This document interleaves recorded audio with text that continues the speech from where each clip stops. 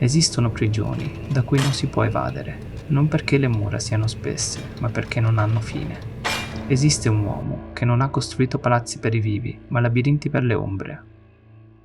Benvenuti su Pathos Formel. Oggi non esploreremo la luce del Rinascimento, ma l'oscurità della ragione. Parleremo di Giovanni Battista Piranesi, l'incisore, l'archeologo, il falsario, l'uomo che ha trasformato l'architettura in un incubo eterno. Mentre il Settecento celebrava il progresso e la logica, Piranesi scavava nell'abisso.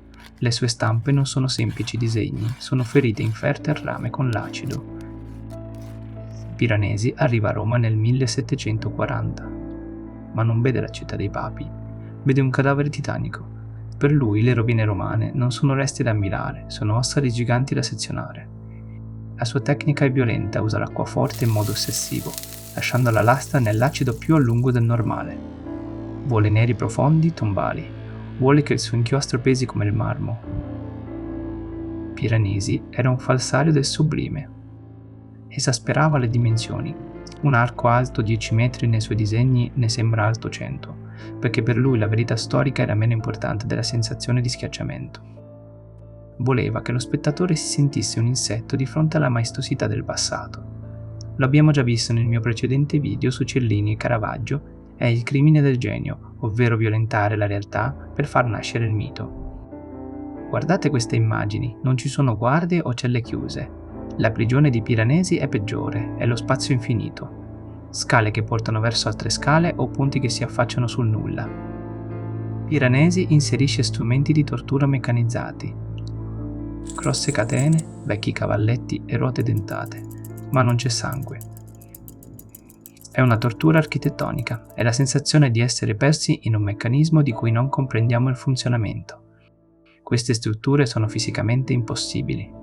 Le prospettive si incrociano in modo illogico. Stiamo guardando un labirinto mentale. Piranesi anticipa di secoli l'architettura dell'inconscio. Ciò che incide non sono prigioni di pietra, lui disegna la claustrofobia dell'anima.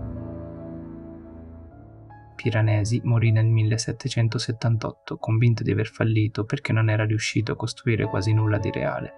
Non sapeva di aver edificato qualcosa di molto più duraturo, la forma stessa dei nostri incubi più grandiosi.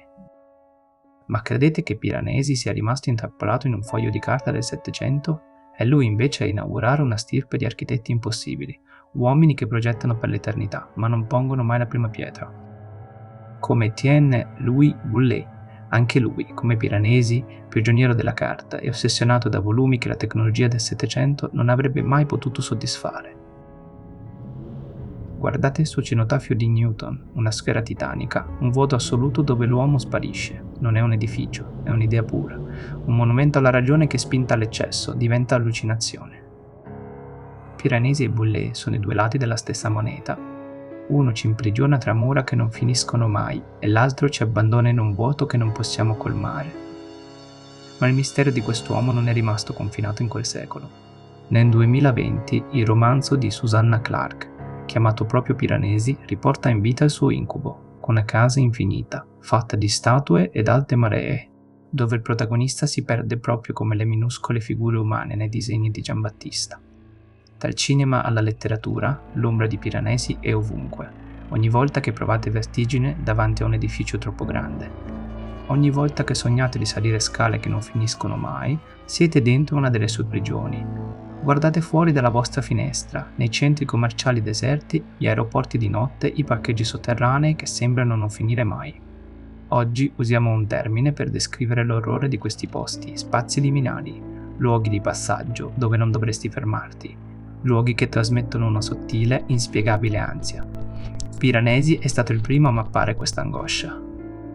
Ha capito che l'uomo del futuro non avrebbe avuto paura del buio delle foreste, ma del vuoto del cemento. Ha capito che il labirinto più terribile è quello costruito con angoli retti e prospettive perfette. Oggi lo chiamiamo intrattenimento, lo chiamiamo world building, ma è la stessa ossessione per la rovina, per il frammento, per la scala monumentale che annienta l'umano. Piranesi è il regista ombra di ogni distopia che guardiamo sullo schermo. Nel 1778 Giambattista Piranesi sta morendo. Il suo corpo è consumato, ma la sua mente è ancora intrappolata tra le lapidi della Via Appia. Si dice che abbia rifiutato di mettersi a letto fino all'ultimo istante. Voleva morire in piedi, circondato dai suoi disegni, dalle sue pietre e dal suo amato inchiostro nero. È sepolto nell'unica chiesa che sia mai riuscito a costruire, un piccolo gioiello a Roma che sembra un'astronave di pietra pronta a decollare. Sulla sua tomba, una statua lo ritrae avvolto in una toga. Non voleva essere ricordato come un uomo del suo tempo, ma come un antico cittadino di quell'impero fantasma che aveva contribuito a creare. Piranesi non ha solo disegnato Roma. Ha creato un modo di vedere il mondo. Ci ha insegnato che la bellezza è un labirinto e che la verità si trova sempre tra le ombre di un muro che crolla. E voi in quale scala del labirinto vi trovate oggi?